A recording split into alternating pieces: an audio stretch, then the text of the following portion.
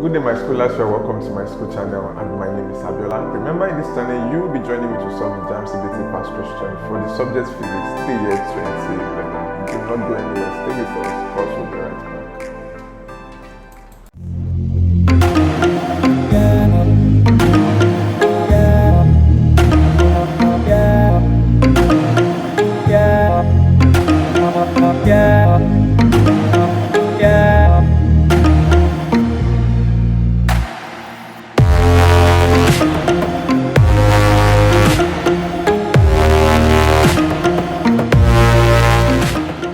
Welcome back to my school YouTube channel, and in this video segment you'll be joining me to solve question 33 to 49.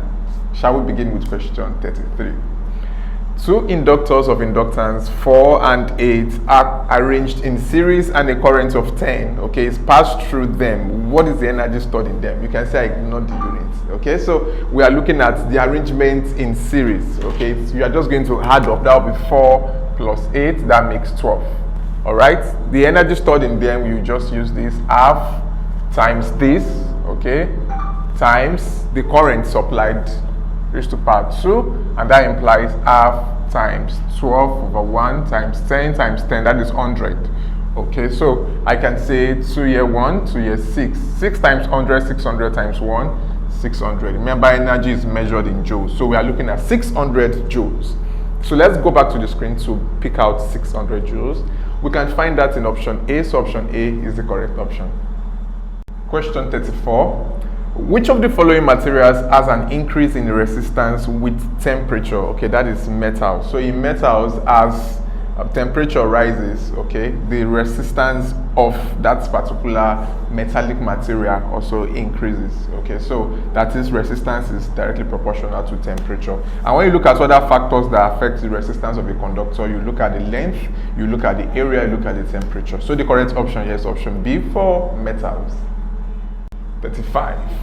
The bond between silicon and germanium is what? At first, we should know that these two, they have very good semiconductors. So atomic number 14, atomic number 32, 4 valence electrons each. So if you look at the kind of bond that will exist between them, it's going to be a covalent bond, because ionic or electrovalent, they mean the same thing. In this case, one is the giver and another is the one that accepts the electron or electrons being sent. So you can look at that between sodium chloride, sodium and chlorine. When you look at dative bonding, it is just one atom rather, that is donating the 2 electrons or the electrons that is going to be shared. So if I have atom A and atom B, it is atom A that will donate the electrons that will be shared between A and B in case of dative. But if you look at covalent, both atoms are donating the electrons they will be using to bond. So this is definitely a covalent bond that exists between silicon and germanium. 36. A radioactive isotope has a decay constant of 10 raised to power minus 5. So calculate the half-life. So for us to calculate half-life, it's very, very easy. All we just need to do is to use this formula that we have been given. So that will be, this has a value of 0.693 over the decay constant, which we are given 10 raised to power minus 5. And this also means 0.0001. When you try to move, this is 1, 2, 3, 4, 5 zeros. So when you divide this, you should have 6.93 times 10 raised to power 4. You don't need to use your mind to do this. Just punch your calculator and you have your answer. So the correct answer is 6.93 times 10 raised to power 4. Let's see if we have that provided. Yes, we can find that in option C. Please take note of the signs. Option C is the correct option. 37. The electrical properties of germanium can be altered drastically by the addition of impurities, suitable impurities like arsenic, antimony, or antimony. So once you do this, once you add this impurity, that process is referred to as doping. Okay, once the doping occurs, what you have done is you have altered the crystal structure of germanium, and it makes it to produce more free electrons. We are talking about negative charges. So this process is referred to as option D, doping. Do not forget that you can get any of the Myschool tools. All you need to do, use that link in the description below. It's going to make you get to the Myschool website. There you can get the Myschool mobile app for your smartphones or the Myschool software for your laptops and desktops. So join me as we solve question 38. If the threshold frequency for tungsten is 1.3 times 10 raised to the power 15 Hz, what is its work function? Okay, so this is very direct. Work function equals Planck constant times the threshold frequency. So the threshold frequency, we are talking about the minimum frequency of electromagnetic radiation needed to eject electron from the metal surface. This is the minimum energy required. Okay, so this implies the Planck constant is given as 6.6 times 10 raised to the power 34, minus 34 rather. Okay, times the threshold frequency that we are given, that is 1.3 times 10 raised to power 15 from the question. Okay, so what you need to do, just multiply this together. So 6.6 times 1.3 should give us, from what we are given 1.3 and 6.6. okay, although in some textbooks or materials you will see that the value of Planck's constant will be given as 6.6 other figure. Okay, but let's just work with this.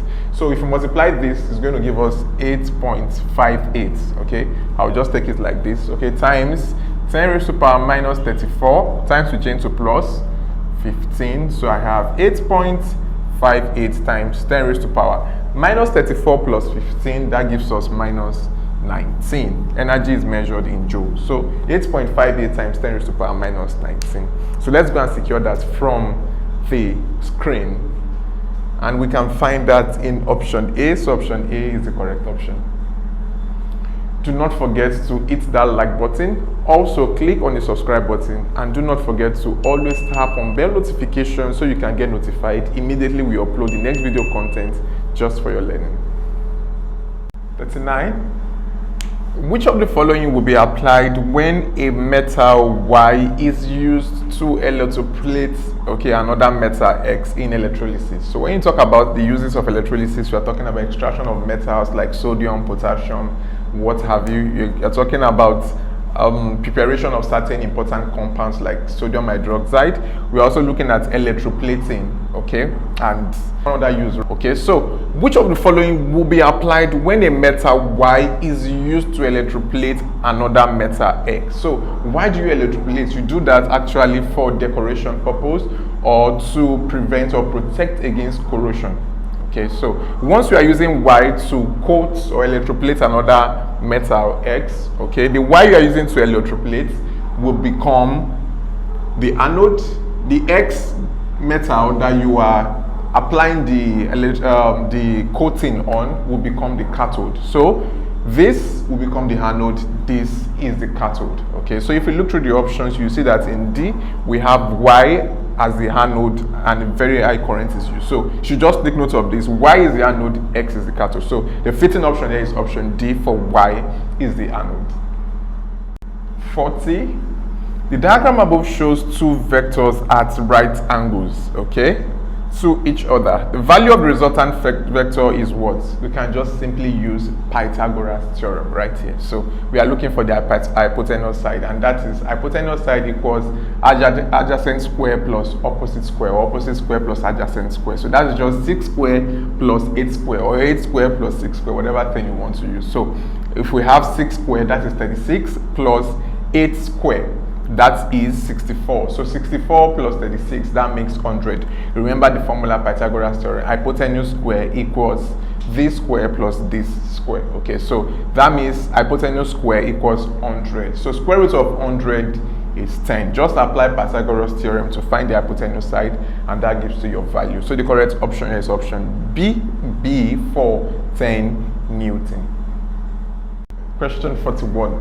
The diagram above shows the positions of a cone. Okay, so the position which can be described as neutral equilibrium is presented as what? When you talk about neutral equilibrium, you're talking about when you toss a particular object. Okay, so even displace it, even in that new position, it's still going to find rest. Okay, so it's still going to find its balance. So that tells you that it is in neutral equilibrium. Once you toss it in that new position, of course, it's still going to settle well. So let's identify each of these positions here. We have X, that's unstable. If you look at it, it's standing on the tip. This is stable, and this is a neutral equilibrium, because when you displace it, you will see what happens. So Z is a very good pointer for neutral equilibrium. We can find that in option A, so option A is the correct option. Question 42. The correct expression for the potential difference at a point distance R from a charge Q in an electric field is what? Okay, so the potential difference between 2 points, probably you want to use letters A and B, C and D, E and F, whatever thing you want to use, is the work done, okay, in taking a unit positive charge from one point to another in the electric field. So the correct expression is not given to us in this option, so I'm going to write out the correct expression for us. The PD will just be this, okay. So this is the correct expression that you should have for the question 42. Question 43. An image in a convex lens is upright. Okay, so that tells you that your focal length is going to be positive. All right, and magnified 3 times. Okay, so if the focal length of the lens is 15 centimeter, what is the object distance? So before we use the mirror equation, okay, or the lens formula, we just have to use magnification, okay, equals this. All right, this is for image, this is for object. So therefore the image will be 3 times the object height, or whatever of the object size. Okay, so remember that we are looking at a virtual image, so this will carry a negative value. All right, so let's log this in the mirror equation. Remember, we have 1 over u plus 1 over v equals 1 over f, right? So 1 over u plus 1 over minus 3u. Just get acquainted with convex lens, then you understand why we have negative value here. Okay, equals 1 over 15. So the LCM here is this. All right. So if I try to work around this, this will be u is being struck out. So we have minus 3 plus this. Okay, I have 1. All right. So this is 1 over 15. Okay, so if we tend to cross multiply,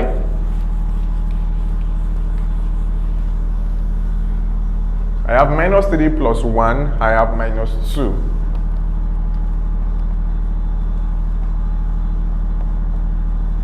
Okay, so minus can take out minus, then we can still cross multiply. So I have 3u times 1 equals 15 times 2. So dividing both sides by 3 times 1, that is 3. Okay, 3 here 1, 3 here 5. 5 times 2, we have 10. So this distance, the object distance that we are looking for, is 10. All right, so you can as well adopt other steps to solving these questions, but I just use this, okay? Taking it from the focal length, then down to the value for the virtual image, and we now use the mirror equation. So the correct option here is option A, 410 centimeter. Number 44. A length of wire has a frequency of 2 to 5 Hz when stretched by a force of 2 to 5 Newton. All right, so if the force increased to 324 Newton, what is the new frequency of vibration? The relationship between them is just directly proportional, okay? So this is what I mean, the square root of tension T, okay? So that means F equals, let me just use constant K in this sense. So we are told that when the frequency is 2 to 5, okay, then our constants, we are dividing both sides by this. So the force there is 2 to 5 as well.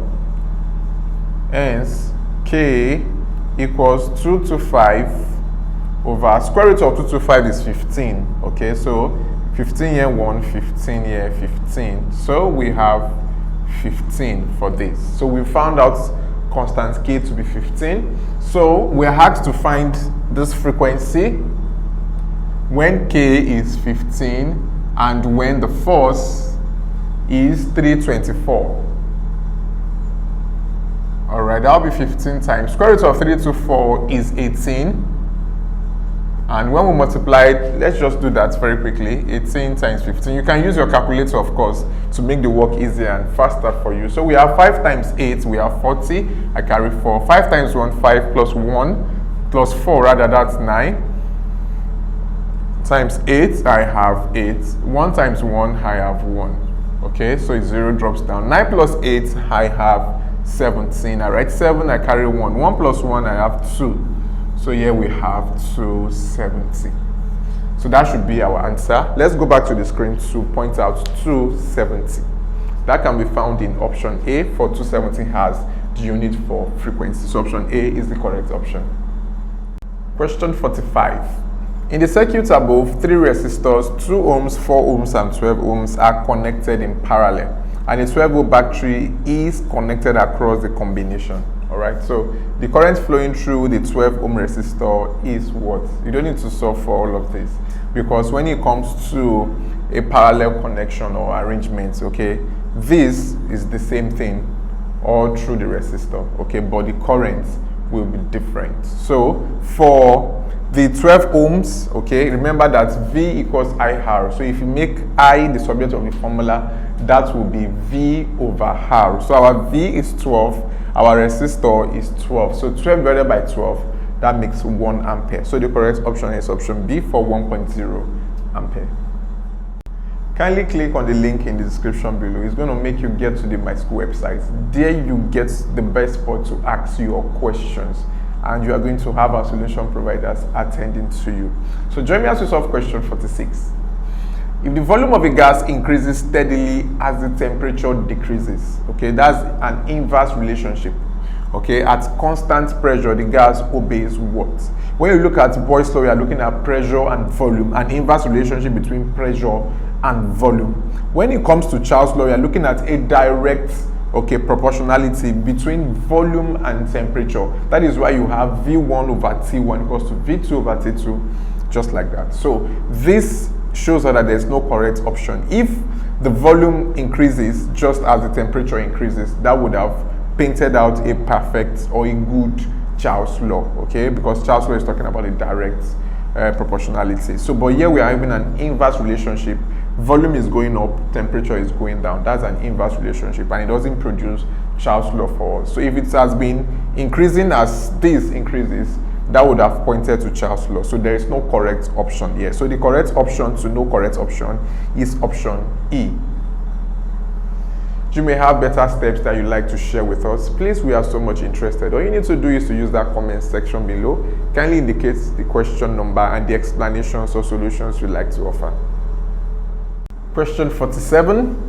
In homes, electrical appliances and lamps are connected in parallel because, okay, so I want us to look at the more practical side of this, not just a typical physics question. I want us to apply it to daily life experience, okay? So when you realize that appliances are connected in parallel, at first you know that once a particular spot goes down, it doesn't shut down every other spot, okay? Other switches, they are working. So this gives us a very good chance for independent switches can be used. That means you don't use a particular switch to control the different appliances in the house. So probably you just need to put on probably the water kettle, okay, the electric kettle, all right, to boil some water. You won't need to just use a switch that controls every other appliances. That means if you are doing that, you are putting on the electric kettle, you are putting on your pressing iron, you are putting on the electric stove, and what have you. So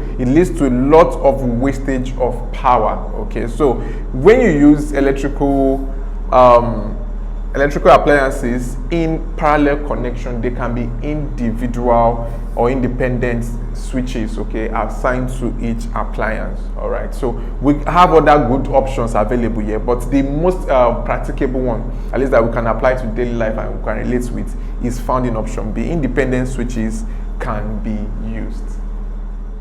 48. In an AC circuit, the ratio of the RMS root mean square value to the peak value of the current is what? Okay, this is the relationship between them. We have this, the root mean square equals the peak value, right, over root 2. Okay, so their ratios will just be, remember this. Okay, pardon me for using capital I. All right, so what will be their ratio? That will be this is under this. Okay, so that will be peak value, right, over the root mean square. So technically we can see this has a value of 1, this has a value of root 2. So that is 1 ratio root 2 or 1 over root 2. So let's go and pick that out from the options provided. We can find that in option C. So option C is the correct option to question 48. Question 49. Two resistors, 5 ohms and 10 ohms, are arranged first in series and later in parallel, okay, to a 24-volt source. Okay, so the ratio of total power dissipated in the series and parallel arrangements respectively is what? Okay, so just take note of this simple fact. All right, so arrangements in series, the voltage, okay, in each resistor differs.